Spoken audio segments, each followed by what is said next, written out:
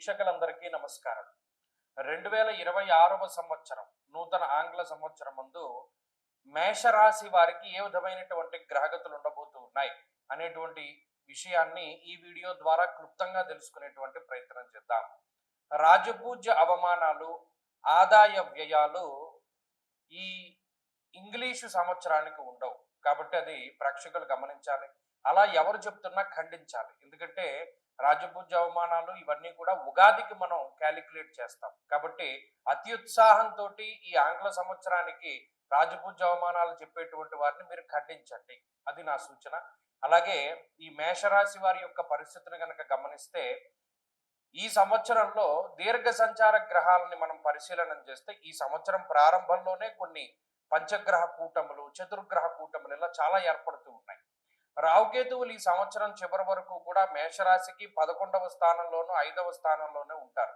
ఈ సంవత్సరం చివరిలోనే డిసెంబర్ నెలలో మారి వారు 10-4 స్థానాల్లోకి వెళతారు. ఎటు చూసుకున్నా రాహుకేతువులు పూర్తి స్థాయిలో అనుకూలంగా ఉన్నారు. ఇక శనేశ్వరుడు 12వ స్థానం అందు ఉన్నారు. శనేశ్వరుడు ఆల్మోస్ట్ ఈ సంవత్సరం అంతా కూడా అదే స్థానం అందు ఉంటారు. మధ్యలో శని వక్రగతిలోకి వెళ్ళినా కూడా రాశి మార్పు ఏమి ఉండదు. కొంతకాలం వక్రించి మరలా అదే స్థానమందు కొనసాగుతారు.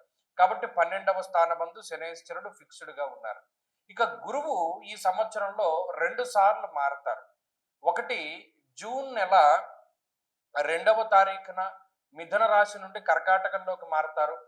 తర్వాత అక్టోబర్ 31న కర్కాటకం నుండి సింహరాశికి మారుతారు. ఈ 2 మార్పుల్లో 2వ మార్పు ఈ మేషరాశి వారికి అనుకూలంగా ఉంటుంది. అంటే అక్టోబర్ 31 దాటిన తర్వాత నవంబర్, డిసెంబర్ నెలలో గురుబలం పెరుగుతుంది. ఇది క్లుప్తంగా ఈ సంవత్సరంలో ఉండేటువంటి గ్రహగతుల యొక్క ఫలితాలు. చూసుకుంటే దీర్ఘ సంచార గ్రహాల్లో రాహు అనుకూలంగా ఉన్నారు.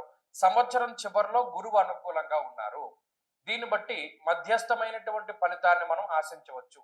పర్సంటేజీల్లో చూస్తే 40% మేషరాశి వారికి ఇది అనుకూలమైనటువంటి గ్రహస్థితి.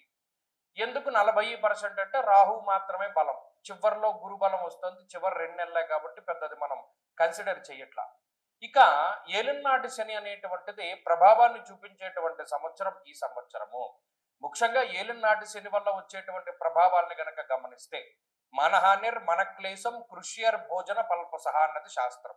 ఇక్కడ మేషరాశి వారిని ఏలినాటి శని ఏ విధంగా బాధ పెడుతుంది?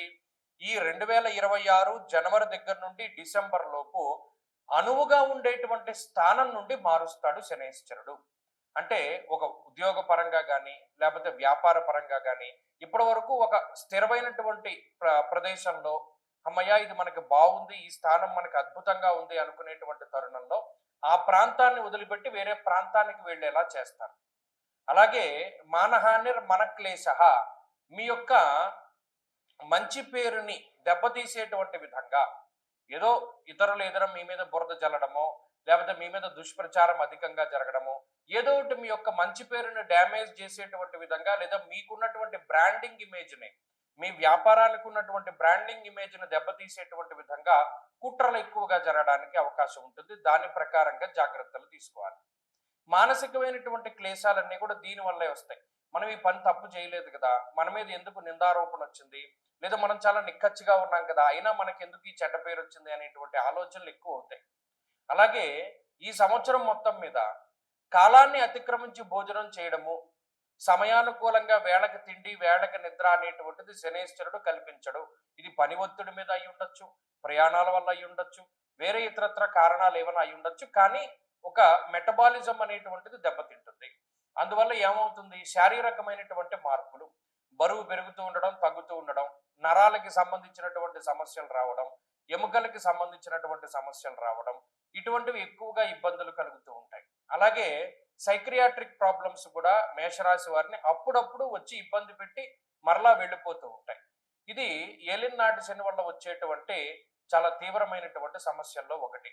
ఇంకా అధికమైనటువంటి ఖర్చు. చూడండి, ఇక్కడ నుండి సామాన్లు ఆ ప్రదేశంలోకి, మళ్ళా అక్కడ నుండి వేరే చోటికి, లేదా ఇలా ట్రావెలింగ్ పరంగా కలిసి వచ్చేటువంటి ఖర్చు కాకుండా అనవసరమైనటువంటి ఖర్చులు ఎక్కువ. పలానా రూపాయి ఒక చోట ఇన్వెస్ట్ చేస్తే 10 రూపాయలు అవుతుంది అనేటువంటిది ఉండదు.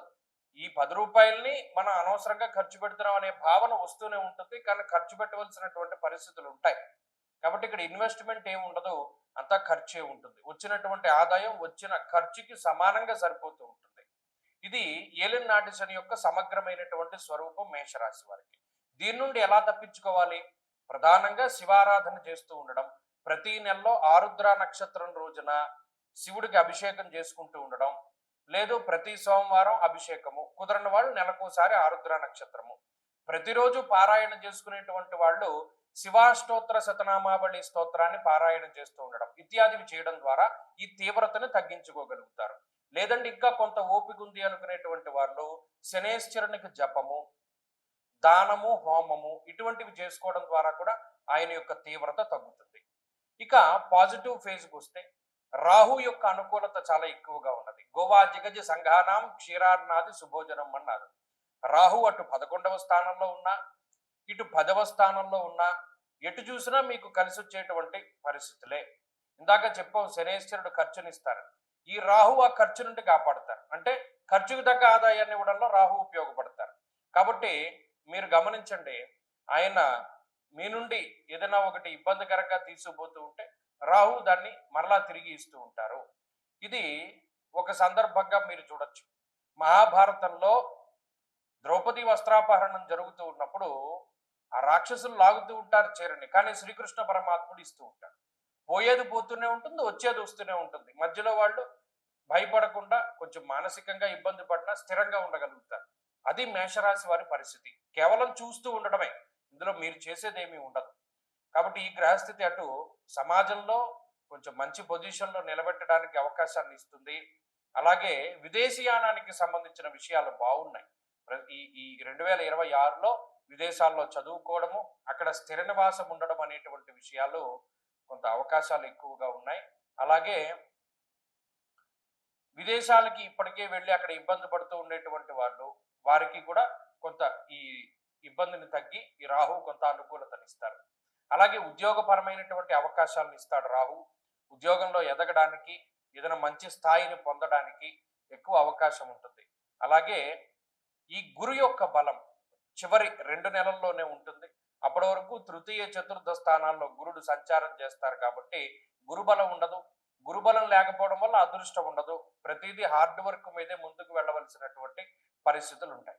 కాబట్టి సమగ్రంగా పరిస్థితులను చూస్తే అంత ఇబ్బందికర పరిస్థితులు లేవు, అంత బాగున్నటువంటి పరిస్థితులు లేవు. అందుకనే 40% శుభ ఫలితాలు అని మనం ముందుగా చెప్పడం జరిగింది. ఈ 40% పెంచుకోవడానికి మేషరాశి వారు కొంత కష్టపడవలసిన పరిస్థితులు ఉన్నాయి.